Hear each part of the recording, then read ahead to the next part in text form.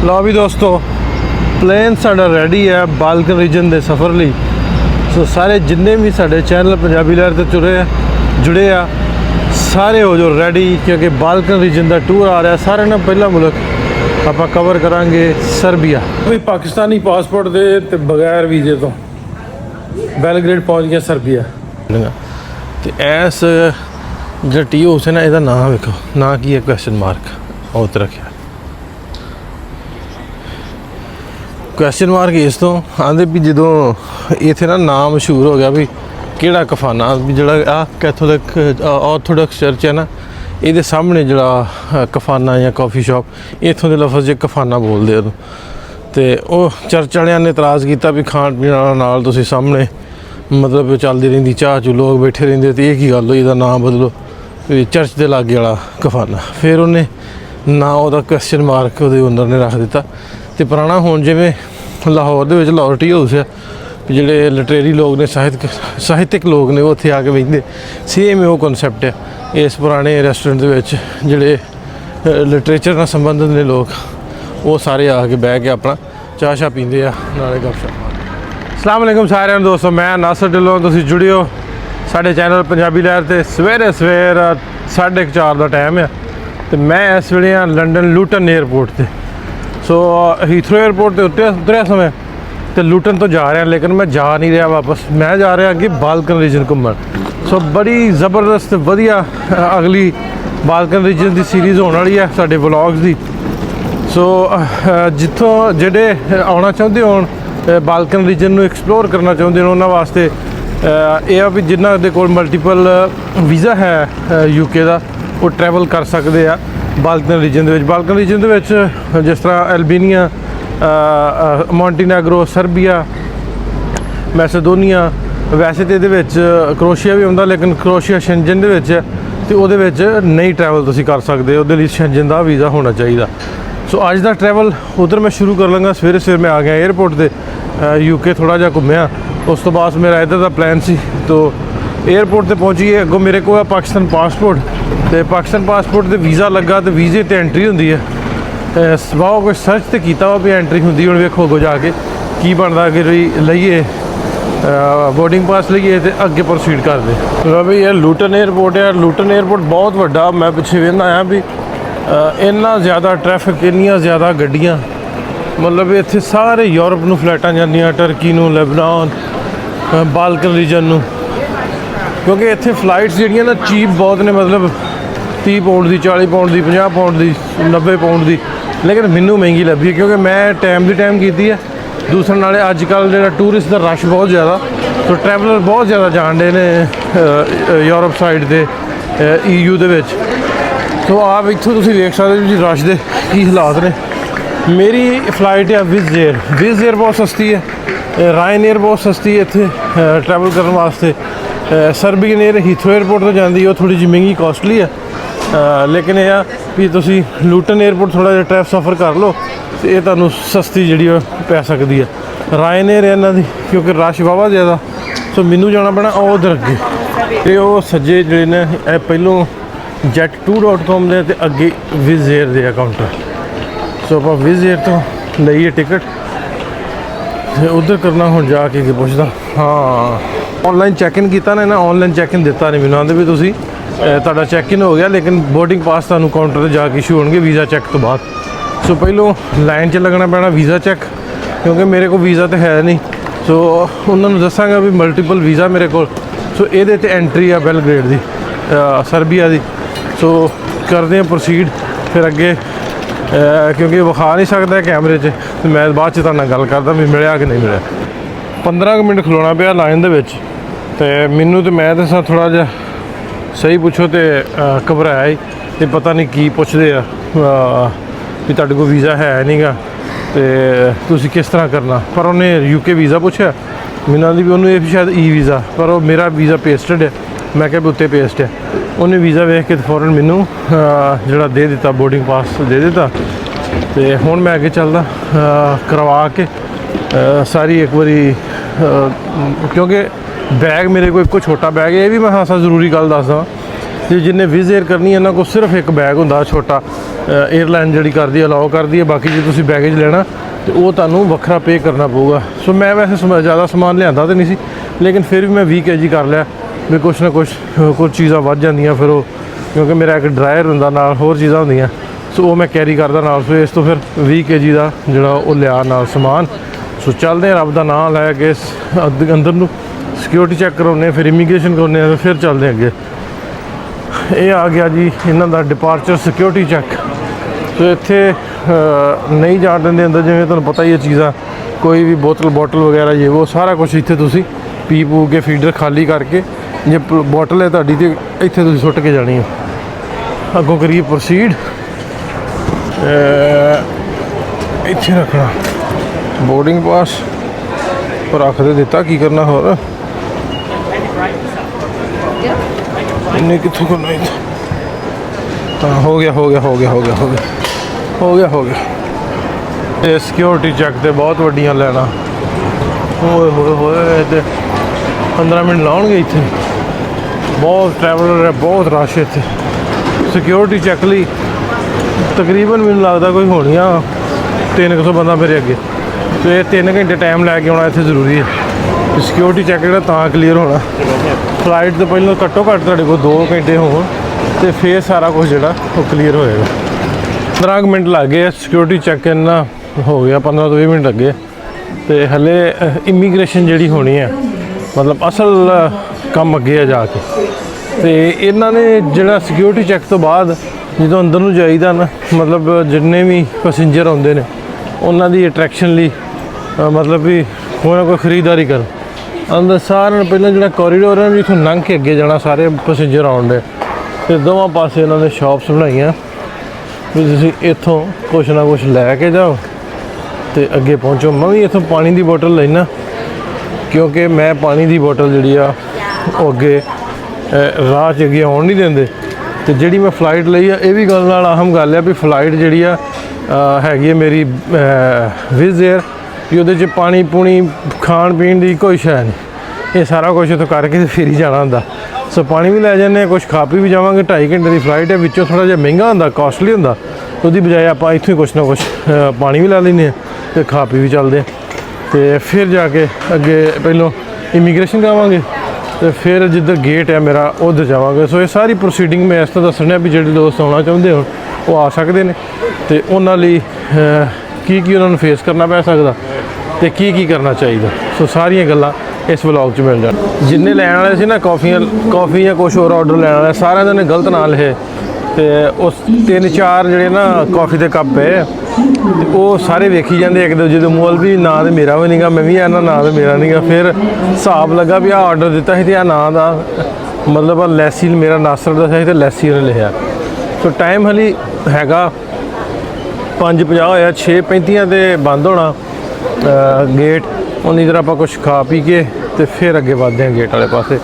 ਤੇ ਮੈਨੂੰ ਲੱਗਦਾ ਇਮੀਗ੍ਰੇਸ਼ਨ ਵੇਲੇ ਹੋਣੀ ਹੈ, ਕਿਉਂਕਿ ਇਮੀਗ੍ਰੇਸ਼ਨ ਹੋਈ ਤੇ ਕੋਈ ਨਹੀਂ, ਇਹਦਾ ਮਤਲਬ ਇਮੀਗ੍ਰੇਸ਼ਨ ਤੇ ਹੋਊ ਅੱਗੇ ਜਾ ਕੇ। ਤੇ ਮੈਨੂੰ ਇੱਥੋਂ ਬੋਰਡਿੰਗ ਪਾਸ ਦਿੱਤਾ, ਵੀਜ਼ਾ ਚੈੱਕ ਕੀਤਾ, ਉੱਥੇ ਤਾਂ ਇਮੀਗ੍ਰੇਸ਼ਨ ਕੀਤੀ ਨਹੀਂ, ਉੱਥੇ ਸਿਰਫ ਬੋਰਡਿੰਗ ਪਾਸ ਦਿੱਤਾ, ਅੱਗੇ ਸਿਕਿਉਰਿਟੀ ਚੈੱਕ ਹੋਇਆ, ਉੱਥੇ ਵੀ ਨਹੀਂ ਹੋਇਆ। ਤੇ ਇਹਦਾ ਮਤਲਬ ਅੱਗੇ ਜਾ ਕੇ ਹਲੇ ਇਮੀਗ੍ਰੇਸ਼ਨ ਹੋਊਗੀ। ਅੱਛਾ, ਮੈਨੂੰ ਇਹ ਸੀ ਵੀ ਹਲੇ ਬੋਰਡਿੰਗ ਹੋਈ ਹੈ, ਹਲੇ ਇਮੀਗ੍ਰੇਸ਼ਨ ਹੋਣੀ ਹੈ। ਸੋ ਮੈਨੂੰ ਲੱਗਦਾ ਜਦੋਂ ਮੈਂ ਕਰਵਾਈ ਹੈ ਬੋਰਡਿੰਗ ਤੋਂ ਬਾਅਦ ਸਕੈਨ ਕੀਤਾ ਆਪਣਾ ਬੋਰਡਿੰਗ ਪਾਸ, ਸੋ ਮੈਨੂੰ ਲੱਗਦਾ ਉਹੀ ਗੇਟ ਉਹੀ ਹੈ। ਸੋ ਅੱਗੇ ਤਾਂ ਨਾਰਮਲੀ ਵੈਸੇ ਹੁੰਦਾ ਵਾ ਵੀ ਤੁਸੀਂ ਜਦੋਂ ਵੀ ਆਉਂਦੇ ਹੋ ਤੁਹਾਨੂੰ ਗੇਟ ਤੋਂ ਲੰਘਣਾ ਪੈਂਦਾ, ਜਾਂ ਤੁਸੀਂ ਉੱਥੇ ਬੈਠਾ ਹੁੰਦਾ ਇਮੀਗ੍ਰੇਸ਼ਨ ਅਫੀਸਰ, ਉਹਨੇ ਤੁਹਾਡੀ ਇਮੀਗ੍ਰੇਸ਼ਨ ਕਰਕੇ ਤੁਹਾਨੂੰ ਐਗਜ਼ਿਟ ਕਰਨਾ ਹੁੰਦਾ। ਸੋ ਇੱਦਾਂ ਦਾ ਇਹਦੇ ਵਿੱਚ ਕੋਈ ਨਹੀਂ ਹੋਇਆ, ਤੇ ਆਪਾਂ ਬਿਲਕੁਲ ਫਲਾਈਟ ਦੇ ਲਾਗੇ ਵੀ ਆ ਗਏ। ਆਹ ਸਾਡੀ 31 ਨੰਬਰ ਆ, ਤੇ ਉਹਦੇ ਵੱਲ ਨੂੰ ਬੋਰਡਿੰਗ ਸਟਾਰਟ ਵੀ ਹੋ ਗਈ ਅੰਦਰ ਜਾਣ ਨੂੰ, ਪਲੇਨ 'ਚ ਜਾਣ ਵਾਸਤੇ। ਸੋ ਮੈਨੂੰ ਇੱਦਾਂ ਹੀ ਲੱਗਦਾ ਅੱਗੋਂ ਰੱਬ ਇੱਥੇ ਜਾਣ ਵੀ ਕੀ ਬਣਿਆ। ਤੇ ਇਹ 2 ਕਿਊ ਲੱਗੇ, ਇੱਧਰਲਾ ਬਿਜ਼ਨਸ ਵਾਲਾ ਤੇ ਆ ਦੂਸਰਾ, ਤੇ ਇਹ ਪਲੇਨ ਖਲੋਤਾ ਜਿੱਥੇ ਜਾਣਾ ਹੈਗਾ, ਛੋਟੇ ਹੀ ਆ। ਤੇ ਜਿਵੇਂ ਮੈਂ ਅੱਗੇ ਤੁਹਾਨੂੰ ਦੱਸਿਆ ਵੀ ਇੱਥੇ ਦਿੰਦੇ ਕੁਛ ਹੈ ਨਹੀਂ। ਜੇ ਇਹ ਪਾਣੀ ਦੀ ਬੋਤਲ ਵੀ ਲੈਣੀ ਤਾਂ ਮੁੱਲ ਲੈਣੀ ਹੈ। ਮੈਂ ਖਾ ਪੀ ਲਿਆ ਤੇ ਕੌਫੀ ਪੀ ਲਈ ਹੈ, ਤੇ ਚੱਲਦੇ ਹਾਂ ਪਲੇਨ ਦੇ ਵਿੱਚ ਤੇ ਵੱਧਦੇ ਆਪਣੇ ਸਫ਼ਰ ਵੱਲ।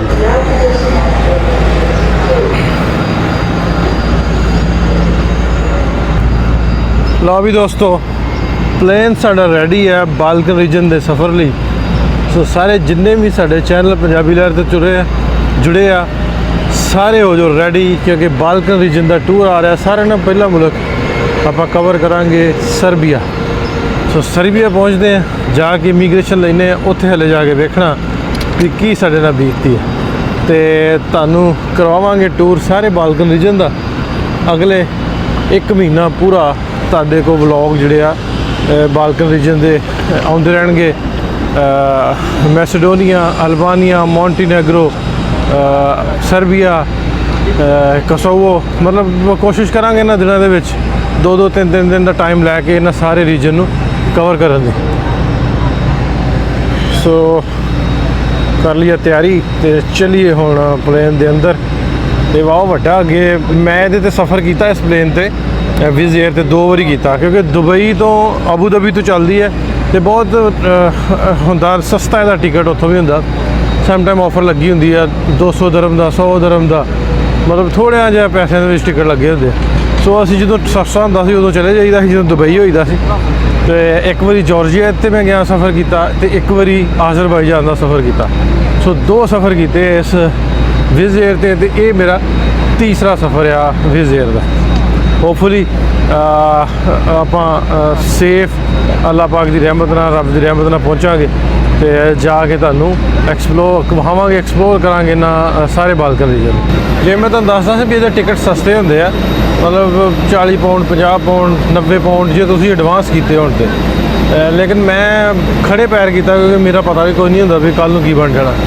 ਸੋ ਮੈਨੂੰ ਥੋੜ੍ਹਾ ਜਿਹਾ ਮਹਿੰਗਾ ਮਿਲਿਆ, 400 ਪਾਉਂਡ ਦਾ ਮਿਲਿਆ ਆਉਣ ਜਾਣ ਦਾ, ਲੇਕਿਨ ਮੇਰਾ ਆਉਣ ਜਾਣ ਦਾ ਵੈਸੇ 100 ਪਾਉਂਡ ਦੇ ਵਿੱਚ, 100 ਡਾਲਰ ਦੇ ਵਿੱਚ ਇਹਦੇ ਅੰਦਰ ਤੇ ਆਫਰ ਲੱਗੀ ਹੋਵੇ ਤੇ 30, 40, 50 ਪਾਉਂਡ ਦਾ ਵੀ ਮਿਲ ਜਾਂਦਾ ਟਿਕਟ। 20F ticket, 20F।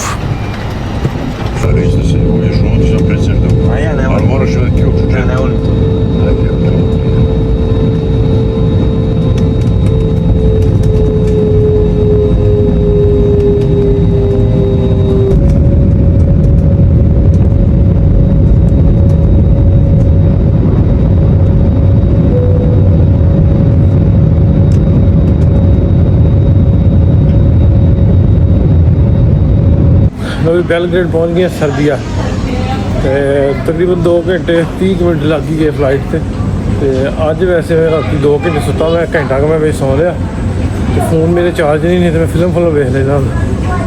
ਤੇ ਹੁਣ ਚੱਲਦੇ ਆਪਾਂ ਇਮੀਗ੍ਰੇਸ਼ਨ ਤੇ, ਵੇਖੋ ਕੀ ਸਵਾਲ ਕਰਦੇ ਆ, ਕੀ ਪੁੱਛਦੇ ਆ, ਕੀ ਕਹਿੰਦੇ ਆ। ਮਤਵੱਕੇ ਤੇ ਆ ਜਿਵੇਂ ਉੱਥੇ ਉਹਨਾਂ ਕੁਛ ਨਹੀਂ ਪੁੱਛਿਆ, ਇੱਥੇ ਵੀ ਲੰਮੀ ਚੌੜੀ ਇਹਨਾਂ ਦੀ ਵੈਰੀਫਿਕੇਸ਼ਨ ਨਹੀਂ ਹੋਣੀ, ਜੇ ਹੋਈ ਵੀ ਤਾਂ ਫੇਸ ਕਰਦੇ ਆਪਾਂ ਕੀ ਕਹਿੰਦੇ। ਕੋਈ ਪਾਕਿਸਤਾਨੀ ਪਾਸਪੋਰਟ ਦੇ ਤੇ ਬਗੈਰ ਵੀਜ਼ੇ ਤੋਂ ਬੈਲਗ੍ਰੇਡ ਪਹੁੰਚ ਗਿਆ ਸਰਬੀਆ ਤੇ ਵੀਜ਼ਾ, ਲੇਕਿਨ UK ਦੇ ਵੀਜ਼ੇ ਤੇ ਐਂਟਰੀ ਆ।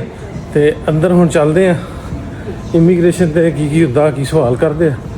ਤੇ ਕਦੀ ਮੈਨੂੰ ਲੱਗਦਾ ਮਤਵੱਕੇ ਵੀ ਕੁਛ ਏਡਾ ਖਾਸ ਪੁੱਛਣਗੇ ਨਹੀਂ, ਕਿਉਂਕਿ ਉੱਥੋਂ ਚੜ੍ਹਨ ਲੱਗਿਆ ਫਿਰ ਪੁੱਛਦੇ। ਤੇ ਚਲੋ ਜਿਹੜਾ ਉਹਨਾਂ ਦੀ ਰਿਕੁਆਇਰਮੈਂਟ ਹੋਈ ਇਮੀਗ੍ਰੇਸ਼ਨ ਵਾਲਿਆਂ ਦੀ ਉਹ ਪੁੱਛਣਗੇ। ਆਪਣੇ ਕੋਲ ਫੁੱਲਫਿਲ ਆ ਸਾਰੇ, ਬੁਕਿੰਗ ਵਗੈਰਾ ਹੈ, ਰਿਟਰਨ ਟਿਕਟ ਹੈ, ਤਾਂ ਸਾਰਾ ਕੁਝ ਹੋਣੇ ਤੇ ਗੱਲਬਾਤ ਕਰਦੇ ਹਾਂ। ਪਤਾ ਨਹੀਂ ਅੰਗਰੇਜ਼ੀ ਮੇਰੀ ਵੀ ਉੱਦਾਂ ਦੀ ਹੈ ਤੇ ਇਹਨਾਂ ਨੂੰ ਘੱਟ ਹੀ ਆਉਂਦੇ ਹੁੰਦੀ। ਤੇ ਫਿਰ ਮੁੜ ਕੇ ਜਾ ਕੇ ਵੇਖਦੇ ਹਾਂ। ਇੱਕ ਫਾਇਦਾ ਹੋ ਗਿਆ ਵੀ ਜਿਹੜੀ ਆਪਣੀ ਸਿਮ ਲਈ ਸੀ ਨਾ ਉਹ ALO ਦੀ, ਉਹ ਇੱਥੇ ਚੱਲਦੀ, ਇੰਟਰਨੈਟ ਵਧੀਆ ਚੱਲਦਾ, ਉਹ ਸਿਮ ਮੈਨੂੰ ਲੱਗਦਾ ਨਹੀਂ ਲੈਣੀ ਪੈਣੀ। ਏਅਰਪੋਰਟ ਇਹਨਾਂ ਦਾ ਸਾਫ ਸੁਥਰਾ ਸੋਹਣਾ ਏਅਰਪੋਰਟ ਹੈ, ਮਤਲਬ ਇੰਨਾ ਰਸ਼ ਹੀ ਨਹੀਂ ਹੈ, ਮਤਲਬ ਫਲਾਈਟਾਂ ਇੰਨੀਆਂ ਨਹੀਂ ਹੈ, ਕੋਈ ਕਦੀ ਹੋਰ ਪਾਸੇ ਜਾਂਦੀ ਹੋਊਗੀ, ਲੇਕਿਨ ਵੀ ਏਅਰਪੋਰਟ ਬਹੁਤ ਕਲੀਨ ਤੇ ਸਾਫ ਸੁਥਰਾ, ਬਿਲਕੁਲ ਵਧੀਆ।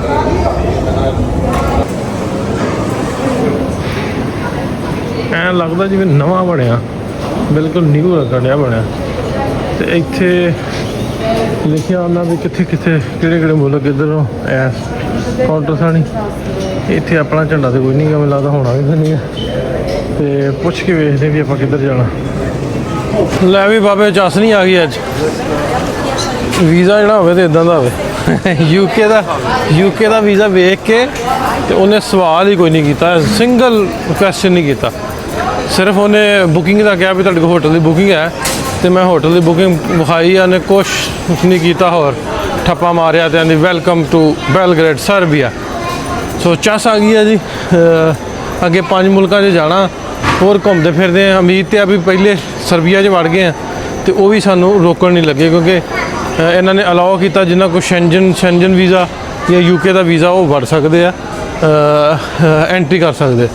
ਸੋ ਮੈਂ ਪੈਸੇ ਥੋੜ੍ਹੇ ਜਿਹੇ ਕਢਾਉਣੇ ਆ, ਪਰ ਆਂਦੇ 에ਅਰਪੋਰਟ ਤੋਂ ਨਹੀਂ, ਬਾਹਰੋਂ ਜਾ ਕੇ ਚੇਂਜ ਕਰਾਉਣੇ। ਵੈਸੇ ਮੇਰੇ ਕੋਲ ਡਾਲਰਸ ਹੈ ਤੇ ਰੇਟ ਰੂਟ ਵੇਖਦੇ ਆ। ਇਹ ਵਾ ATM ਤੋਂ ਕਢਾਉਣ ਵਾਸਤੇ, ਮਤਲਬ ਤੁਹਾਡੇ ਕੋਲ ਜੇ ਇੰਟਰਨੈਸ਼ਨਲ ATM ਹੈ ਤੇ ਉਹ ਤੋਂ ਤੁਸੀਂ ਘਟਾ ਸਕਦੇ ਹੋ। ਤੇ ਸਿਮਾਂ ਬੜੀਆਂ ਸਸਤੀਆਂ ਮੈਂ ਵੇਖੀਆਂ, ਪਰ ਮੈਂ ਲੈਣੀ ਕੋਈ ਨਹੀਂ, ਕਿਉਂਕਿ ਮੈਂ ਜਿਵੇਂ ਕਿ ਤੁਹਾਨੂੰ ਦੱਸਿਆ ਸੀ ਵੀ ALO ਦੀ ਸਿਮ ਉੱਥੋਂ ਲਈ ਸੀ ਆਪਣੇ ਤੋਂ UK ਤੋਂ, ਜਿਹੜੀ ਅਨਲਿਮਿਟਿਡ ਆ ਤੇ ਉਹ ਸਾਰੇ ਯੂਰਪ 'ਚ ਚੱਲਣੀ ਆ। ਸੋ ਵੈਸੇ ਇੱਥੇ 100 GB ਦੀ ਸਿਮ 4.27 ਯੂਰੋ ਦੀ, ਪਰ ਹੈ 3 ਦਿਨ ਵਾਸਤੇ ਸਿਰਫ। ਨਹੀਂ ਉਸ ਹਿਸਾਬ ਨਾਲ ਮਹਿੰਗੀ, ਆਪਣੇ ਕੋਲ ਤਾਂ ਅਨਲਿਮਿਟਿਡ ਹੈ ਤੇ ਮਹੀਨੇ ਦੀ ਉਹਦੀ ਐਕਸਪਾਇਰੀ ਹੈ। ਸੋ ਆਹ ਇਹਦੇ ਫੇਰ ਆ 3 ਦਿਨ ਵਾਲੀ, 10 ਦਿਨ ਵਾਲੀ ਤੇ 7 ਦਿਨ ਵਾਲੀ, 30 ਦਿਨ ਵਾਲੀ 21 ਯੂਰੋ ਦੀ ਹੈ, 30 ਦਿਨ ਵਾਲੀ 200 GB। ਪਰ ਆਪਣੇ ਕੋਲ ਡੇਟਾ ਕਾਫੀ ਹੈਗਾ, ਸੋ ਮੈਨੂੰ ਨਹੀਂ ਲੱਗਦਾ ਵੀ ਮੈਨੂੰ ਲੋੜ ਹੈ ਲੈਣ ਦੀ। ਬਾਕੀ ਵੇਖ ਲਾਂਗੇ। ਇੱਕ ਕਿਉਂਕਿ ਆਪਣੇ ਕੋਲ 2 ਮੋਬਾਈਲ ਹੈ ਜਿੱਤੋਂ ਮੈਂ ਸ਼ੂਟ ਕਰਦਾ, ਇਹਦੇ 'ਚ eSIM ਪਾਈ ਆ ALO ਵਾਲੀ ਜਿੱਤੇ ਇੰਟਰਨੈਟ ਚੱਲਦਾ, ਤੇ ਦੂਜਾ ਜਿਹੜਾ ਵਾ ਉਹ ਪਾਕਿਸਤਾਨ ਵਾਲਾ ਵਾ, ਉਹ ਇਹ ਤੋਂ ਵਾਈਫਾਈ ਉਹਨੂੰ ਹੌਟਸਪੌਟ ਦੇ ਲਈਦਾ ਵਾ ਤੇ ਉਹਦੀ ਲੋੜ ਨਹੀਂ ਪੈਂਦੀ। ਤੇ ਮੈਂ ਤੇ ਰਿਸਰਚ ਕੀਤੀ ਸੀ, ਬਹੁਤ ਸਾਰੇ ਵੀਡੀਓਜ਼ ਵੇਖੇ ਆ ਵੀ ਇੱਥੇ ਜਿਹੜੀ ਬੱਸ ਸਰਵਿਸ ਹੈ ਨਾ ਸਿਟੀ ਏਰੀਆ ਤੱਕ ਜਾਂਦੀ, ਉਹ ਫ੍ਰੀ ਹੈ। 72 ਨੰਬਰ ਆਪਾਂ ਬੱਸ ਲੈਣੀ ਹੈ, ਬਾਹਰ ਨਿਕਲ ਕੇ ਬੱਸ ਲੈਣੀ ਹੈ ਤੇ ਫਿਰ ਆਪਣੇ ਪਹੁੰਚਦੇ ਹਾਂ ਹੋਸਟਲ। ਤੇ ਹੋਸਟਲ ਕਿੰਨੇ ਦਾ ਹੋਇਆ ਤੇ ਕਿੰਨੇ ਦਿਨਾਂ ਵਾਸਤੇ ਕਰਾਇਆ, ਇਹ ਸਾਰਾ ਕੁਝ ਉੱਥੇ ਜਾ ਕੇ ਗੱਲ ਕਰਦੇ ਹਾਂ। ਤੇ ਨਾਲੇ ਤੁਹਾਨੂੰ ਹੋਸਟਲ ਵਿਖਾਉਣਾ, ਨਾਲੇ ਬੈਲਗ੍ਰੇਡ ਵੇਖਾਂਗੇ। ਥੋੜੀ ਰੈਸਟ ਕਰਕੇ, ਕਿਉਂਕਿ ਮੈਂ ਸਵੇਰੇ ਰਾਤੀ ਸੁੱਤੇ ਨਹੀਂ, ਫਲਾਈਟ 'ਚ ਘੰਟਾ ਸੁੱਤਾ ਵਾਂ। ਵੈਸੇ ਮੈਨੂੰ ਨੀਂਦ ਆਉਂਦੀ ਨਹੀਂ ਹੁੰਦੀ, ਲੇਕਿਨ ਇਸ ਵਾਰੀ ਆ ਗਈ ਕਿਉਂਕਿ ਰਾਤ ਪੂਰੀ ਸੁੱਤੇ ਹੀ ਨਹੀਂ। ਤੇ ਫਿਰ ਆਪਾਂ ਥੋੜ੍ਹਾ ਜਿਹਾ ਸ਼ਹਿਰ ਜਿਹੜਾ ਉਹ ਡਿਸਕਵਰ ਕਰਾਂਗੇ, ਐਕਸਪਲੋਰ ਕਰਾਂਗੇ। ਇੱਥੇ ਦੀਆਂ ਬੱਸਾਂ ਉਹ ਹੈ ਵੀ ਮਰਸੀਡੀਜ਼ ਦੀਆਂ ਬੱਸਾਂ, ਤਾਂ ਉਹ ਆਪਣੀਆਂ 72 ਨੰਬਰ ਬੱਸ ਜਿੱਥੇ ਜਾਣਾ ਆਪਾਂ, ਤੇ 1 ਮਿੰਟ 'ਚ ਆ ਜਾਣੀ ਆ ਬੱਸ ਆਪਣੀ। ਇਹ ਫ੍ਰੀ ਹੈ, ਕੋਈ ਪਾਸਪੋਰਟ ਲੈਣ ਦੀ ਲੋੜ ਨਹੀਂ। ਬੱਸੇ ਪਵੋ ਤੇ ਜਾ ਕੇ ਆਪਣੀ ਮੰਜ਼ਿਲ ਤੇ ਉਤਰ ਦਿਓ। ਮਤਲਬ ਇਹ ਇਹਨਾਂ ਨੇ ਵਧੀਆ ਰੱਖਿਆ, ਫਿਰ ਸ਼ਟਲ ਸਰਵਿਸ ਫ੍ਰੀ ਰੱਖੀ ਹੈ। ਚਲੋ ਉਡੀਕਦੇ ਹਾਂ ਬੱਸ, ਫਿਰ ਚੱਲਦੇ ਆਪਾਂ ਹੋਸਟਲ ਵਾਲੇ ਪਾਸੇ। ਮੈਂ ਸਮਝਦਾ ਉਹ ਲਾਲ ਜੀ ਹੋਣੀ ਆ, ਪਰ ਆਹ ਆਇਆ ਵੱਡੀ ਬੱਸ ਹੈ 72 ਨੰਬਰ, ਆਹ ਲਿਖਿਆ ਨਾ। ਤੁਸੀਂ ਜੀ ਉਤਰੋ ਤੇ ਆਹ 72 ਨੰਬਰ ਲੈ ਕੇ ਤੇ ਸਿਟੀ ਸੈਂਟਰ ਜਿਹੜੀ ਨਾਲ ਜਾਣੀ ਹੈ, ਉੱਥੇ ਉਤਰ ਕੇ ਜਾ ਕੇ ਤੇ ਆਪਣਾ ਜਿਹੜਾ ਹੋਸਟਲ ਉੱਥੇ ਪਹੁੰਚੋ।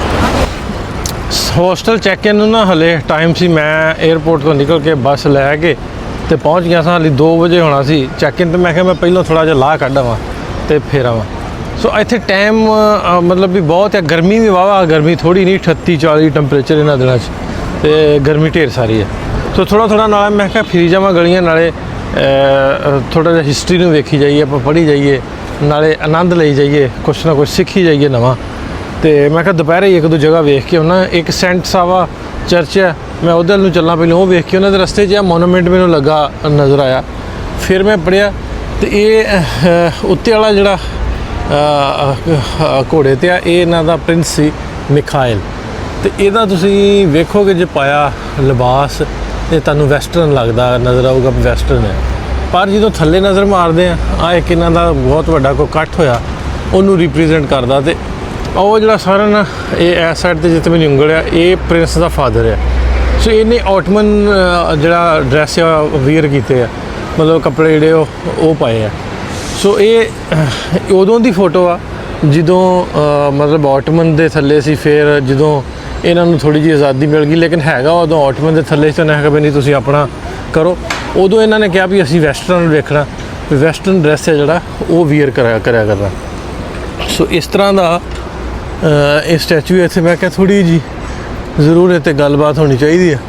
ਤੇ ਮੈਂ ਫੋਟੋਜ਼ ਵੀ ਚਾਹੁੰਦਾ ਸਾਂ ਬਣਾਉਣਾ, ਲੇਕਿਨ ਧੁੱਪ ਬੜੀ ਤੇਜ਼ ਹੈ ਤੇ ਸ਼ਾਮ ਨੂੰ ਫਿਰ ਮੈਂ ਦੁਬਾਰਾ ਆ ਕੇ ਇੱਥੇ ਫੋਟੋ ਵਗੈਰਾ ਬਣਾਵਾਂਗਾ। ਸੋ ਇਸ ਤਰ੍ਹਾਂ ਦੇ ਸਟੈਚੂਜ਼ ਜਿਹੜੇ ਨਾ ਉਹ ਲੱਗੇ ਨੇ, ਜਿਹੜੇ ਇਹਨਾਂ ਦੀ ਤਾਰੀਖ ਨੂੰ, ਹਿਸਟਰੀ ਨੂੰ ਜਿਹੜਾ ਰਿਵਾਈਵ ਕਰਦੇ ਰਹਿੰਦੇ ਤੇ ਯਾਦ ਕਰਾਉਂਦੇ ਰਹਿੰਦੇ, ਤੇ ਅਸੀਂ ਕੀ ਸਾਂ ਤੇ ਕਿੱਥੇ ਬਣੇ ਤੇ ਕਿੱਧਰ ਆਏ। ਸੋ ਸਾਰਿਆਂ ਨੂੰ ਪਤਾ ਹੋਣਾ ਜਿਹੜਾ ਬਾਲਕਨ ਰੀਜਨ ਹੈ ਪਹਿਲਾਂ ਆਟਮਨ ਐਮਪਾਇਰ ਦੇ ਥੱਲੇ ਸੀ, ਫਿਰ ਵਰਲਡ ਵਾਰ ਤੋਂ ਬਾਅਦ ਇਹ ਯੂਗੋਸਲਾਵੀਆ ਦਾ ਹਿੱਸਾ ਬਣ ਗਏ, ਤੇ 1991 ਦੇ ਵਿੱਚ ਆ ਕੇ ਇਹਨਾਂ ਨੇ ਆਪਣਾ ਵੱਖਰਾ ਜਿਹੜਾ ਹਿਸਾਬ ਕਿਤਾਬ ਕਰ ਲਿਆ। ਉਹਦੇ ਵਿੱਚ ਕਰੋਸ਼ੀਆ ਨਿਕਲ ਕੇ ਹੁਣ ਸ਼ੈਂਜਨ ਜ਼ੋਨ 'ਚ ਵੀ ਚਲਾ ਗਿਆ। ਸੋ ਇਹਨਾਂ ਸਾਰਿਆਂ ਦੀ ਵੀ ਕੋਸ਼ਿਸ਼ ਹੀ ਹੈ ਸ਼ੈਂਜਨ ਜ਼ੋਨ 'ਚ ਜਾਣ ਦੀ, ਤੇ ਹਾਲੇ ਕਿਊ 'ਚ ਲੱਗੇ ਨੇ, ਜਿਵੇਂ ਕਰੋਸ਼ੀਆ ਚਲਾ ਗਿਆ ਇਹ ਹਲੇ ਰਹਿੰਦਾ ਹੁਣ। ਆ ਮੈਨੂੰ ਪਤਾ ਨਹੀਂਗਾ ਕੀ ਲਿਖਿਆ ਇਹਨਾਂ ਦੀ ਬਿਲਡਿੰਗ ਹੈ ਕੋਈ ਪੁਰਾਣੀ। ਮੈਂ ਸੈਂਟ ਸਾਵਾ ਨਾ ਜਿਹੜਾ ਚਰਚ ਹੈ ਉਹਦੇ ਵੱਲ ਜਾਣ ਡਿਆ, ਤੇ ਮੈਂ ਤੁਹਾਨੂੰ ਅੱਗੇ ਦੱਸਿਆ ਨਾ ਵੀ ਇਹ ਮੈਨੂੰ ਜਿਹੜਾ 에ਅਰਪੋਰਟ ਤੋਂ ਆਇਆ ਉਹਦੀ ਟਿਕਟ ਨਹੀਂ ਲੱਗੀ ਕੋਈ ਵੀ। ਲੇਕਿਨ ਇੱਥੇ ਓਵਰਆਲ ਜਿਹੜੀ ਆ ਮਤਲਬ ਜਿਵੇਂ ਲੈਗਜ਼ਮਬਰਗ ਹੈ, ਇੱਥੇ ਟਰਾਂਸਪੋਰਟ ਫ੍ਰੀ ਹੈ। ਤੁਸੀਂ ਕਿਸੇ ਵੀ ਬੱਸ 'ਚ ਬਹਿ ਸਕਦੇ ਹੋ, ਕਿਸੇ ਵੀ ਟ੍ਰੇਨ 'ਚ ਬਹਿ ਸਕਦੇ ਹੋ, ਕਿਸੇ ਵੀ ਟ੍ਰੈਮ 'ਚ ਬਹਿ ਸਕਦੇ ਹੋ। ਪਰ ਲੋਕਲ ਜਿਹੜੀਆਂ ਚੱਲਦੀਆਂ ਸਾਰੀਆਂ ਦੀਆਂ ਸਾਰੀਆਂ ਫ੍ਰੀ, ਇਹਦਾ ਕੋਈ ਪੈਸਾ ਨਹੀਂ ਹੈ। ਤੁਸੀਂ ਇੱਥੇ ਮੁਫਤ ਸਫ਼ਰ ਘੁੰਮ ਸਕਦੇ ਹੋ। ਸੋ ਮੈਂ ਲਾਉਣ ਡਿਆ, ਮੈਂ ਕਿਹਾ ਆਇਆ ਇੱਕ ਵਾਰੀ ਇਹਨਾਂ ਸਾਰੀਆਂ ਬੱਸਾਂ ਦੇ ਝੂਟੇ ਲੈ ਲਈਏ, ਪਰ ਗਰਮੀ ਬਹੁਤ ਹੈ, ਗਰਮੀ ਪਸੀਨੇ ਛੁੱਟਣ ਡਏ ਆ, ਅਤੇ ਸ਼ਹਿਰ ਉੱਦਾਂ ਸੋਹਣਾ ਹੈ।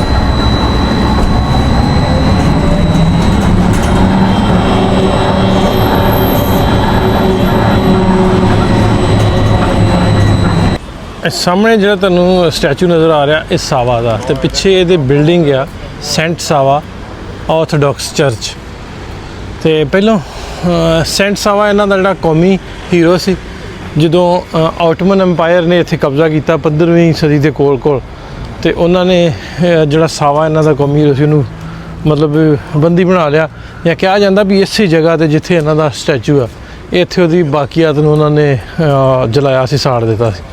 ਸੋ ਉੱਥੇ ਹੀ ਬਾਅਦ ਵਿੱਚ ਇਹਨਾਂ ਨੇ ਇਹ ਚਰਚ ਜਿਹੜਾ ਬਣਾਇਆ, ਸਟੈਚੂ ਬਣਾਇਆ ਅਤੇ ਚਰਚ ਬਣਾਇਆ। ਵੈਸੇ ਇਹ ਜਿਹੜਾ ਚਰਚ ਹੈ ਤੁਹਾਨੂੰ ਡਿਫਰੈਂਟ ਲੱਗੂਗਾ ਦੂਜੇ ਚਰਚਿਸ ਨਾਲੋਂ। ਨਜ਼ਰ ਮਾਰਿਓ ਜ਼ਰਾ, ਡਿਫਰੈਂਟ ਇਸ ਤੋਂ ਲੱਗੂਗਾ ਵੀ ਇਹ ਆਰਥੋਡਾਕਸ ਤਰਜ਼ੇ ਤਮੀਰ ਹੈ ਜੀ ਨਾ। ਮਤਲਬ ਜਿਵੇਂ ਕ੍ਰਿਸਚੀਅਨਿਟੀ ਦੇ ਵਿੱਚ ਵੀ ਡਿਫਰੈਂਟ ਫਿਰਕੇ ਨੇ, ਜਿਵੇਂ ਕੈਥੋਲਿਕ ਨੇ, ਇਹ ਆਰਥੋਡਾਕਸ ਜਿਹੜੇ ਬਲੀਵਰਸ ਨੇ ਇਹ ਉਹਨਾਂ ਦੀ ਮਜ਼ਹਬੀ ਇਬਾਦਤ ਹੈ। ਸੋ ਜਿਵੇਂ ਮੈਂ ਤੁਹਾਨੂੰ ਦੱਸ ਰਿਹਾ ਸੀ ਵੀ ਇਹ ਸੈਂਟ ਸਾਵਾ ਜਿਹੜਾ ਇਹਨਾਂ ਦਾ ਕੌਮੀ ਹੀਰੋ ਸੀ, ਉਹਦੀ ਬਾਕੀਆਂ ਨੂੰ ਸਾੜਿਆ ਅਤੇ ਉੱਥੇ ਇਹਨਾਂ ਨੇ ਇਹ ਚਰਚ ਬਣਾਇਆ। 1935 ਦੇ ਵਿੱਚ ਇਹ ਚਰਚ ਸ਼ੁਰੂ ਹੋਇਆ, ਅਤੇ ਦੁਨੀਆ ਦਾ 2 ਸਾਲ ਪਹਿਲਾਂ ਤੱਕ ਦੁਨੀਆ ਦਾ ਸਾਰਿਆਂ ਤੋਂ ਵੱਡਾ ਚਰਚ ਸੀ। ਲੇਕਿਨ ਹੁਣ 2 ਸਾਲ ਪਹਿਲਾਂ ਰੋਮਾਨੀਆ ਨੇ ਇਸ ਤੋਂ ਵੱਡਾ ਆਰਥੋਡਾਕਸ ਚਰਚ ਜਿਹੜਾ ਉਹ ਬਣਾ ਲਿਆ। ਸੋ ਇਹ ਇਹਦੀ ਬਿਲਡਿੰਗ ਹੈ। ਦੂਸਰੇ ਜਿਹੜੇ ਕੈਥੋਲਿਕ ਨੇ ਜਾਂ ਜਿੰਨੇ ਵੀ ਬਣੇ ਅੱਗੇ ਆਪਾਂ ਵੇਖਦੇ ਆਏ ਹਾਂ, ਇੰਗਲੈਂਡ ਤੋਂ ਵੀ ਸਕਾਟਲੈਂਡ ਤੋਂ ਵੀ, ਉਹ ਡਿਫਰੈਂਟ ਬਣੇ ਸਨ। ਇਹਦੀ ਸਿਮੈਟਰੀ, ਇਹਦੀ ਬਣਾਵਟ ਜ਼ਰਾ ਹੋਰ ਤਰ੍ਹਾਂ ਦੀ।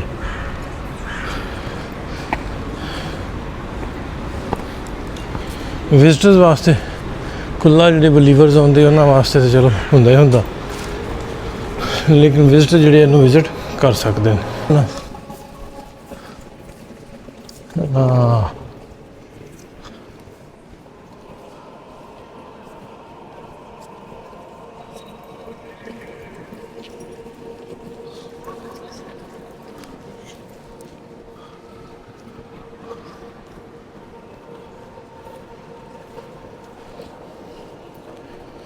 ਜਿਵੇਂ ਤੁਹਾਨੂੰ ਦੱਸਣਾ ਵੀ 1935 'ਚ ਬਣਨਾ ਸਟਾਰਟ ਹੋਇਆ ਸੀ, ਫਿਰ ਵਰਲਡ ਵਾਰ 2 ਲੱਗ ਗਈ, ਫਿਰ ਉਦੋਂ ਕੰਮ ਰੁਕ ਗਿਆ। ਫਿਰ 80s ਦੇ ਵਿੱਚ ਜਾ ਕੇ ਜਦੋਂ ਇਹ ਵੱਖਰੇ ਉਦੋਂ ਫਿਰ ਕੰਮ ਰੁਕ ਗਿਆ। ਹੁਣ ਰੀਸੈਂਟਲੀ 2020 ਦੇ ਵਿੱਚ ਇਸ ਚਰਚ ਦੀ ਤਮੀਰ ਮੁਕੰਮਲ ਹੋਈ। 1935 ਤੋਂ 2020 'ਚ ਆ ਕੇ ਇਹ ਪੂਰਾ ਬਣਿਆ।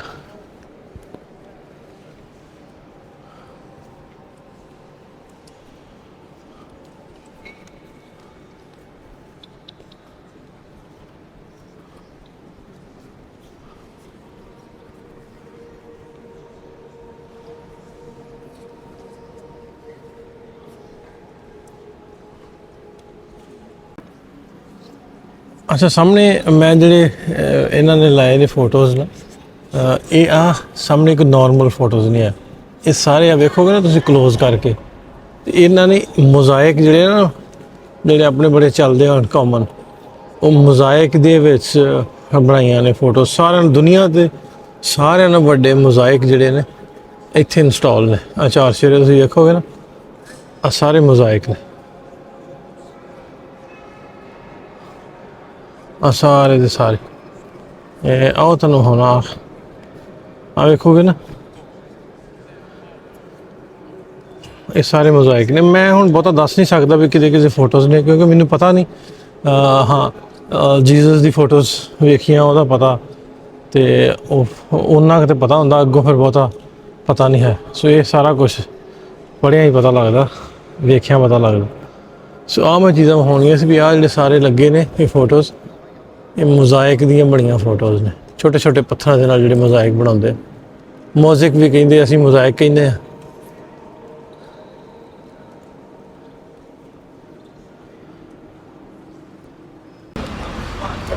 ਸ਼ਹਿਰ ਘੁੰਮਦੇ ਘੁੰਮਦੇ ਨਾ ਮੈਂ ਕਿਹਾ ਵੀ ਬੱਸਾਂ ਦੇ ਸਾਰੀਆਂ ਦੇ ਝੂਟੇ ਲੈਣੇ।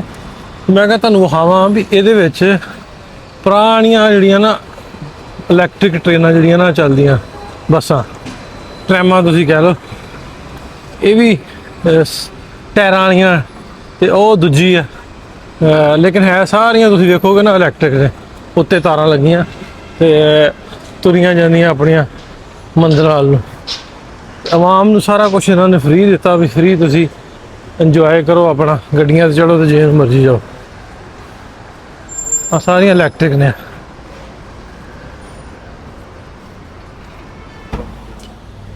ਰਾਤੀ ਨਾ ਜਿਵੇਂ ਤੁਹਾਨੂੰ ਦੱਸਿਆ ਸੀ ਕਿ ਮੈਂ ਸੁੱਤਾ ਥੋੜਾ ਸਾ, ਆ ਕੇ 2-3 ਘੰਟੇ ਰੈਸਟ ਕੀਤੀ ਹੈ ਤੇ 6:30 ਦਾ ਟਾਈਮ ਹੋਇਆ। ਮੈਂ ਕਿਹਾ ਇੱਕ ਵਾਰੀ ਸ਼ਹਿਰ ਦੀਆਂ ਮਸ਼ਹੂਰ ਜਿਹੜੀਆਂ ਜਗ੍ਹਾਵਾਂ ਉਹਨਾਂ ਨਾਲ ਉਹ ਦੁਬਾਰਾ ਮੈਂ ਵੇਖ ਕੇ ਆਵਾਂ, ਇੱਕ ਵਾਰੀ ਦੂਜੇ ਪਾਸੇ ਵੀ ਕੋਈ ਰਹਿ ਨਾ ਜਾਣ। ਤੇ ਇੱਧਰ ਇਹ ਨੁੱਕਰ ਤੇ ਜਿਹੜੀ ਬਿਲਡਿੰਗ ਹੈ ਨਾ, ਇਹ ਵਾਲੀ, ਇਹ ਨਾਰਮਲ ਤੁਹਾਨੂੰ ਬਿਲਡਿੰਗ ਲੱਗਦੀ ਹੈ, ਬਹੁਤ ਪੁਰਾਣੀ ਹੈ। ਇਹਦੇ ਵਿੱਚ ਸਾਰਿਆਂ ਨਾਲੋਂ ਪੁਰਾਣਾ ਇਹਨਾਂ ਦਾ ਕਫਾਨਾ ਹੈ। ਕਫਾਨਾ ਕਿਹਨੂੰ ਸੱਦਦੇ ਆ? ਜਿਵੇਂ ਆਪਣੇ ਚਾਏ ਖਾਨਾ ਜਾਂ ਕਾਫੀ ਸ਼ਾਪ, ਇਹ ਆਟੋਮਨਸ ਜਿਹੜੇ ਨੇ ਇੱਥੇ ਇਸ ਜਗ੍ਹਾ ਇਹਨਾਂ ਜਗ੍ਹਾਵਾਂ 'ਤੇ ਇਕੱਠੇ ਹੋ ਕੇ ਮਤਲਬ ਬਹਿੰਦੇ ਸੀ, ਕਿਉਂਕਿ ਸ਼ਰਾਬਖਾਨੇ ਤੇ ਉਹ ਸ਼ਰਾਬ ਸ਼ੁਰੂ ਤੋਂ ਪੀਂਦੇ ਨਹੀਂ। ਸੋ ਇੱਥੇ ਜਿਹੜੀ ਟਰਕਿਸ਼ ਆਟੋਮਨਸ ਵਾਲੀ ਚਾਹ ਜਿਹੜੀ ਉਹ ਪੀਂਦੇ ਆ, ਜਿਹੜੀ 8-8 ਘੰਟੇ ਪੱਕਦੀ ਆ, ਉਹ ਇੱਥੇ ਇਸ ਕਫਾਨੇ ਦੇ ਵਿੱਚ ਬਣਦੀ ਸੀ ਤੇ ਇੱਥੇ ਆ ਕੇ ਬਹਿੰਦੇ ਸੀ। ਸਾਰਿਆਂ ਨਾਲ ਪੁਰਾਣਾ ਕਫਾਨਾ ਕਾਫੀ ਸ਼ਾਪ ਇਹ ਵਾਲਾ ਵਾ, ਉਹਦੀ ਲਾਗੇ ਵਾਲੀ ਨਾਲ ਦੀ ਬਿਲਡਿੰਗ ਤੇ ਬਿਲਕੁਲ ਇਹਦੇ ਲਾਗੇ। ਜੇ ਤੁਸੀਂ ਬੈਲਗ੍ਰੇਡ ਦਾ ਕੱਢੋਗੇ, ਵੀਡੀਓ ਕੱਢੋਗੇ, ਫੋਟੋ ਕੱਢੋਗੇ ਬੈਲਗ੍ਰੇਡ ਦੀ, ਸਰਬੀਆ ਦੀ, ਤੁਹਾਨੂੰ ਇਸ ਚਰਚ ਦੀ ਫੋਟੋ ਜਿਹੜੀ ਆ ਉਹ ਨਜ਼ਰ ਆਊਗੀ।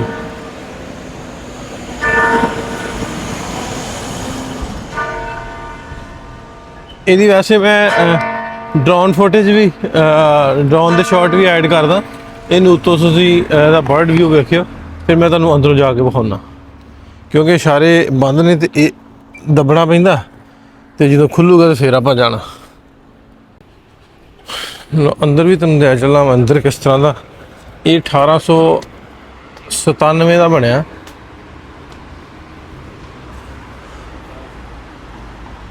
ਗੋਥਿਕ ਤਰਜ਼ ਤਬੀਰ ਤੇ ਆਪਾਂ ਬਹੁਤ ਯੂਰਪ 'ਚ ਵੇਖੀਏ। ਆਰਥੋਡਾਕਸ ਦਾ ਇਸ ਤਰ੍ਹਾਂ ਦਾ ਇਹਨਾਂ ਦਾ ਹੈ, ਇਹਨਾਂ ਦੇ ਚਰਚ ਹੁੰਦੇ।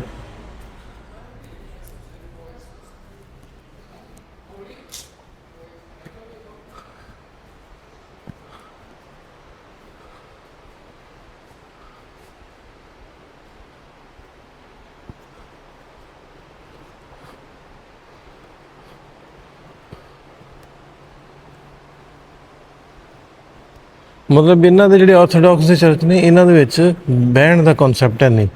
ਮਤਲਬ ਇਹ ਆਂਦੇ ਵੀ ਜੇ ਤੁਸੀਂ ਆਏ ਜੇ, ਰੱਬ ਦੇ ਘਰ ਆਏ ਜੇ, ਤੇ ਥੋੜ੍ਹੀ ਜਿਹੀ ਐਫਰਟ ਕਰੋ, ਮਤਲਬ ਖਲੋ ਕੇ ਪ੍ਰੇ ਕਰੋ। ਸੋ ਵੈਸੇ ਤੁਸੀਂ ਦੂਜੇ ਜਿਹੜੇ ਕੈਥੋਲਿਕ ਨੇ ਉਹਨਾਂ ਦੇ ਵਿੱਚ ਚੇਅਰ ਹੁੰਦੀਆਂ ਬਹਿਣ ਵਾਲੀਆਂ, ਬੈਂਚ ਬਣੇ ਹੁੰਦੇ। ਸੋ ਇਹਨਾਂ ਜਿਹੜੇ ਆਰਥੋਡਾਕਸ ਨੇ ਇਹਨਾਂ ਦੇ ਵਿੱਚ ਬਹਿਣ ਵਾਲਾ ਸਿਸਟਮ ਕੋਈ ਨਹੀਂ ਹੁੰਦਾ ਵੀ ਤੁਸੀਂ ਖਲੋ ਕੇ ਆ ਕੇ।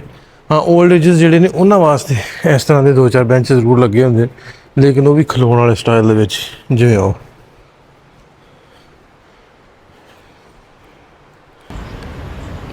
ਚਰਚ ਦੇ ਮੇਰੇ ਪਿੱਛੇ ਚਰਚ ਹੈ ਤੇ ਸਾਹਮਣੇ ਬਿਲਕੁਲ ਹੈਗਾ ਟੀ ਹਾਊਸ ਜਾਂ ਕਾਫੀ ਸ਼ਾਪ ਕਹਿ ਲਓ, ਕਫਾਨਾ ਕਹਿ ਲਓ, ਉਹੀ ਜਿਹੜਾ ਮੈਂ ਤੁਹਾਨੂੰ ਅੱਗੇ ਦੱਸਣ ਡਿਆ ਸੀ, 2 ਬਿਲਡਿੰਗਾਂ। ਤੇ ਇਸ ਜਿਹੜਾ ਟੀ ਹਾਊਸ ਹੈ ਨਾ, ਇਹਦਾ ਨਾਂ ਵੇਖੋ, ਨਾਂ ਕੀ ਹੈ? ਕੁਐਸਚਨ ਮਾਰਕ ਉਹ ਤੇ ਰੱਖਿਆ। ਕੁਐਸਚਨ ਮਾਰਕ ਇਸ ਤੋਂ ਆਂਦੇ ਵੀ ਜਦੋਂ ਇੱਥੇ ਨਾ ਨਾਮ ਮਸ਼ਹੂਰ ਹੋ ਗਿਆ ਵੀ ਕਿਹੜਾ ਕਫਾਨਾ, ਵੀ ਜਿਹੜਾ ਆਹ ਕੈਥੋਲਿਕ ਆਰਥੋਡਾਕਸ ਚਰਚ ਹੈ ਨਾ, ਇਹਦੇ ਸਾਹਮਣੇ ਜਿਹੜਾ ਕਫਾਨਾ ਜਾਂ ਕਾਫੀ ਸ਼ਾਪ, ਇੱਥੋਂ ਦੇ ਲਫ਼ਜ਼ ਜੇ ਕਫਾਨਾ ਬੋਲਦੇ ਉਹਨੂੰ।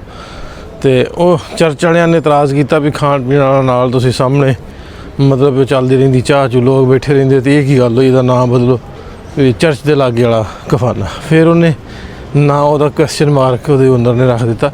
ਤੇ ਪੁਰਾਣਾ ਹੁਣ ਜਿਵੇਂ ਲਾਹੌਰ ਦੇ ਵਿੱਚ ਲਾਹੌਰ ਟੀ ਹਾਊਸ ਆ, ਜਿਹੜੇ ਲਿਟਰੇਰੀ ਲੋਕ ਨੇ, ਸਾਹਿਤਕ ਲੋਕ ਨੇ, ਉਹ ਉੱਥੇ ਆ ਕੇ ਬਹਿੰਦੇ। ਸੇਮ ਉਹ ਕਨਸੈਪਟ ਆ ਇਸ ਪੁਰਾਣੇ ਰੈਸਟੋਰੈਂਟ ਦੇ ਵਿੱਚ। ਜਿਹੜੇ ਲਿਟਰੇਚਰ ਨਾਲ ਸੰਬੰਧਿਤ ਨੇ ਲੋਕ, ਉਹ ਸਾਰੇ ਆ ਕੇ ਬਹਿ ਕੇ ਆਪਣਾ ਚਾਹ ਸ਼ਾਹ ਪੀਂਦੇ ਆ, ਨਾਲੇ ਗੱਪਸ਼ਪ ਮਾਰਦੇ। ਲਓ ਵੀ ਪਾਕਿਸਤਾਨੀ ਕਾਰਡ ਚੱਲਦਾ ਕਿ ਨਹੀਂ, ਤੇ ਮੈਂ ਚੈੱਕ ਕਰਨਾ ਜਰਾ। ਵੈਸੇ ਤਾਂ ਇੰਟਰਨੈਸ਼ਨਲ ਕਰਵਾ ਕੇ ਆਇਆ, ਇਹਨੂੰ ਚੱਲਣਾ ਚਾਹੀਦਾ।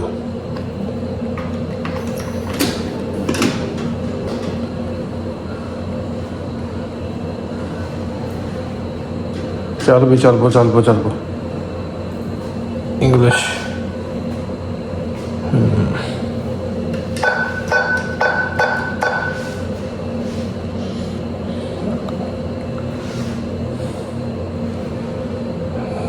RSD बैलेंस कोई RSD इधर चलो 20,000 कटा लेने। चलो आ कटा लेने।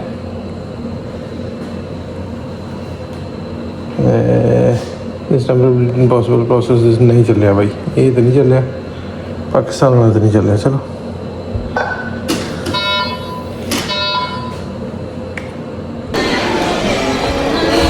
लो भी आ दिनार जी ना एक करंसी इन्हों की कार्ड कोई नहीं सी चलिया, फिर पैसे कराए चेंज।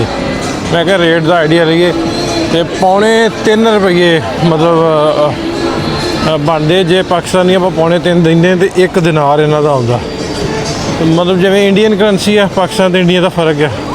सो वो ₹3 बनती है तो ₹3.5 इंडिया ना थोड़ा जहा सस्ता। तो मैनू लगता भी एडा वो महंगा मुल्क सर्बिया उस हिसाब नाल कोई नहीं गा। जे आपां कंपैरेटिवली वेखदे हैं इहदे नाल गल्फ नाल या उन्हां दे नाल या यूरोप दे नाल, सो उस हिसाब नाल सस्ता पैंदा। ते जिहड़ा हॉस्टल मिलिया वा, हॉस्टल सानू €20 का मिलिया वा एक बैड ते हॉस्टल दे विच। सो ये भी सस्ता वा, मतलब वो मैं उहदा तुहानूं ओवरव्यू दूंगा कल दे वीडियो दे विच भी हॉस्टल किस तरह दा वा। ते है साफ सुथरा वधिया ते बिल्कुल थोड़े जे पैसे जे। सो मैं हुण सर्बिया दे जिहड़ी मेन स्ट्रीट है मिखाइल स्ट्रीट उत्थे घुमदा पिया। ते दोपहरे मैं आया था, दोपहरे ते गर्मी सी बहुत, लेकिन हुण पूरी रौनक जिहड़ी लगी है मैं तुहानूं विखाउणा। इधर वेखो हुण पूरी रौनक बनी है। ये रात नूं इत्थे भी चलदा ना, फिर इत्थे कॉफी शॉप वाइन वूइन पींदे आ, बीयर बूर पींदे आ के बह के, ते चंगा रश हुंदा रात नूं।